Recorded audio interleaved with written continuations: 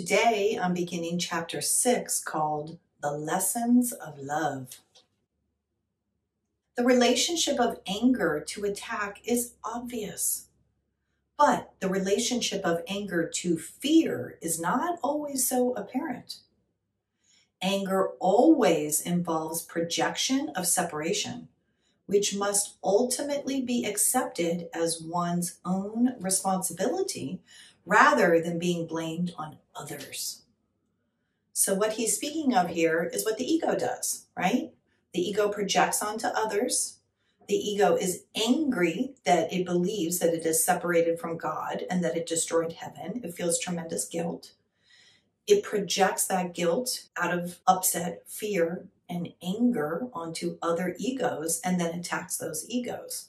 Whether it be only in our mind or with physical bodies as well, this is what egos do.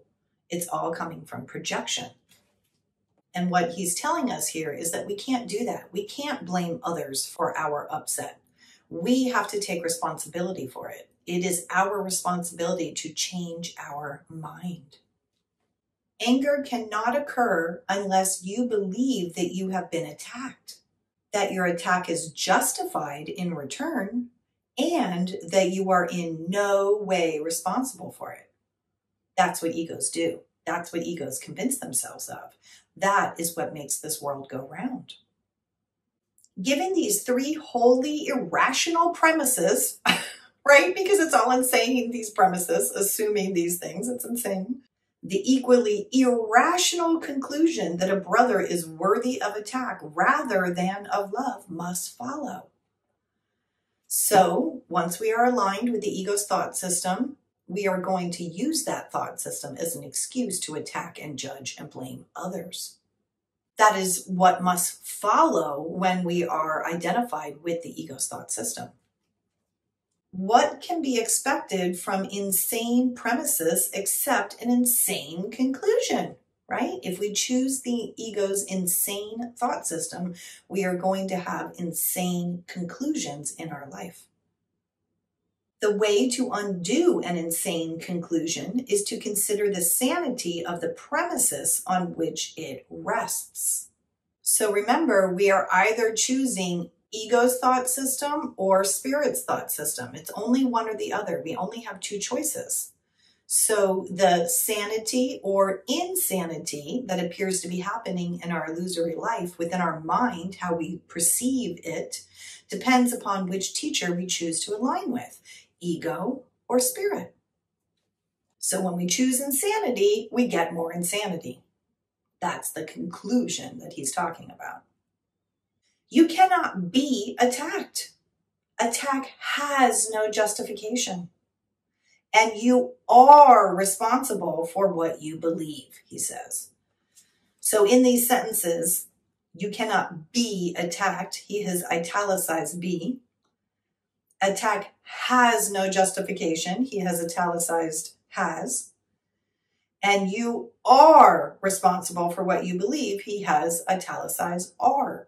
He wants to emphasize the verb in each of those sentences to remind us that everything we are believing is false. It's all a lie. It's not even true that we can really be attacked. Why? Because we're not our egos. We're really spirit, and spirit can never be attacked. Attack has no justification. Why? Because where all the attack appears to be happening is within the illusion. The illusion is not real. We never have separated from God. We are not separate from one another. Therefore, attack has no justification because it's not even real. And you are responsible for what you believe. Now he's giving the power back to us and saying, you get to choose. Choose ego and have insane, non-peaceful conclusions, or choose spirit and have peace. That is what we are responsible for.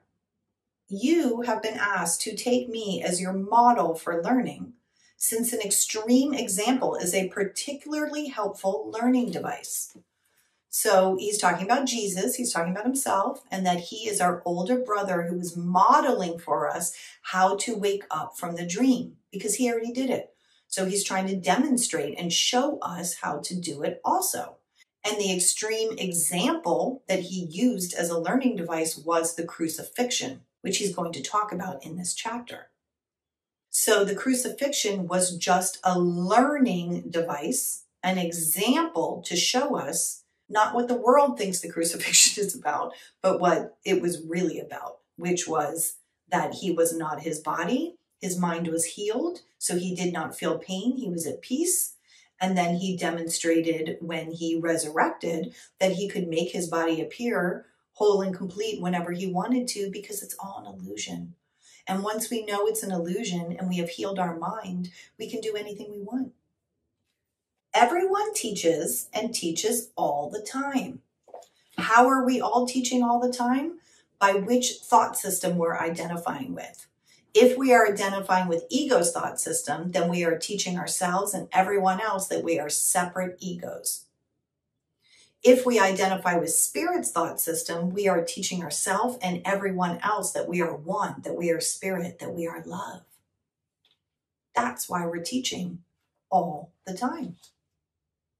This is a responsibility you inevitably assume the moment you accept any premise at all. Another way of saying that when we accept the ego's foundation, that premise, then that is our belief system, and that's what we are teaching ourselves and everyone else, that we are egos. And when we accept the premise of spirit, of that thought system, then we are teaching ourselves and everyone else that we are spirit, that we are one, that we are whole. So which premise we accept will determine our experience, and therefore what we are teaching ourselves and everyone else. And no one can organize his life without some thought system. So he's saying we have to choose one. You either have to choose ego or spirit. You have to choose a thought system. We all do. And then that is what we organize our life around. This is what we base everything off of, either ego belief or spirit belief. Once you have developed a thought system of any kind, you live by it and teach it. Again, he's telling us whatever we believe is what we are teaching ourselves and everybody else. Your capacity for allegiance to a thought system may be misplaced. Oh, gee, you think? Yes, we have all misplaced our belief in the ego's thought system. But it is still a form of faith and can be redirected. So he's telling us hope is on the horizon. Even though we have chosen wrongly and we are believing the ego's thought system, it's okay. Our thoughts can be redirected over to spirit's thought system if we have faith. And it's up to us to decide. We get to choose what we want to believe in. We get to direct our thoughts and our mind in each now moment. And if we forget, it's okay. We have another now moment to choose again. So that is how he begins chapter 6, called The Lessons of Love. He's teaching us right away that we only have two choices, fear or love, and that it is our responsibility to choose. The power lies within us, and therefore we can choose love. And this is our lesson. So do your best to remember whenever you can to choose love, to choose spirit's thought system.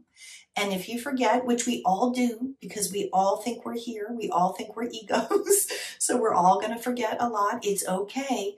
You need to forgive yourself for forgetting. That is just as powerful when you forgive yourself for forgetting as it is when you forgive everyone and everything else out there in the world.